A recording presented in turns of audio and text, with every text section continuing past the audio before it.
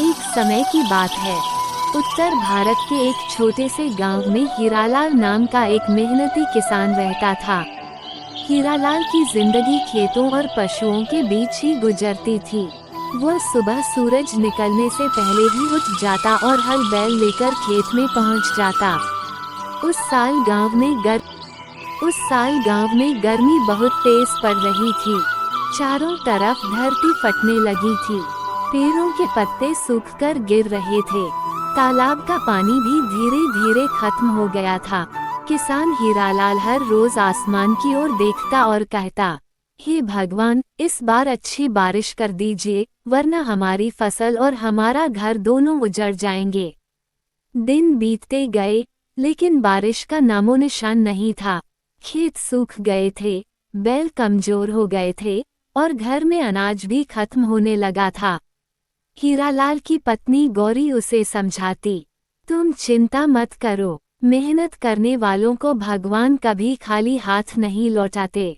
हीरालाल फिर भी आस लगाए खेत जाता और मिट्टी को हाथ में लेकर देखता। कभी नमी होती तो मन खुश हो जाता, कभी मिट्टी बिल्कुल सूखी होती तो वह उदास हो जाता।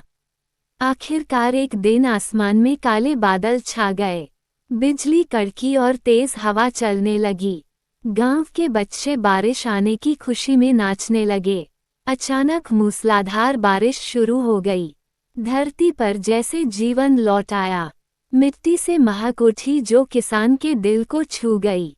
हीरालाल ने हाथ जोड़कर आसमान की ओर देखा और बोला, धन्य है प्रभु, अब हमारी मेहनत सफल होगी।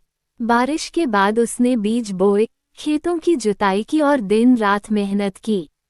धीरे धीरे उसकी फसल लहलहाने लगी। हरे भरे खेत देखकर उसकी आंखों में खुशी के आंसू आ गए। लेकिन इसी बीच कुछ ही हफ्तों बाद अचानक लगातार बारिश होने लगी। नदियां उफान पर आ गईं और खेतों में पानी भर गया। अब किसान की चिंता और बढ़ गई। हीरालाल ने सोचा, इतनी मेहनत करने के बाद अगर फसल डूब गई तो परिवार कैसे जिएगा। हीरालाल ने हार मानने के बजाय उपाय खोजा। उसने गांव के दूसरे किसानों से मिलकर खेतों से पानी निकालने के लिए नहर बनाई। सबने मिलकर मेहनत की और पानी बहा दिया। कुछ फसल खराब हुई, लेकिन ज्यादातर बच गई। जब फसल पकी तो गांव में खुशी की लहर दौड़ गई। सबने हीरालाल की सूझबूझ और धैर्य की प्रशंसा की। धान सीख फसल बेचकर हीरालाल ने घर की जरूरतें पूरी की और गरीबों की मदद भी की। उसने अपने बच्चों से कहा, बेटा, जीवन में बारिश कभी कम होती है, कभी ज्यादा, पर किसान को धैर्य और मेहनत से काम लेना चाहिए। यही असली खेती है और यही असली जीवन है।